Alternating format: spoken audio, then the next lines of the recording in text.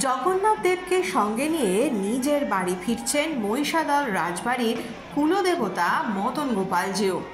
প্রায় 250 বছরের প্রাচীন রথের চাকা গড়ালো মাসির বাড়ি অর্থাৎ গুন্ডিচাবাটি থেকে।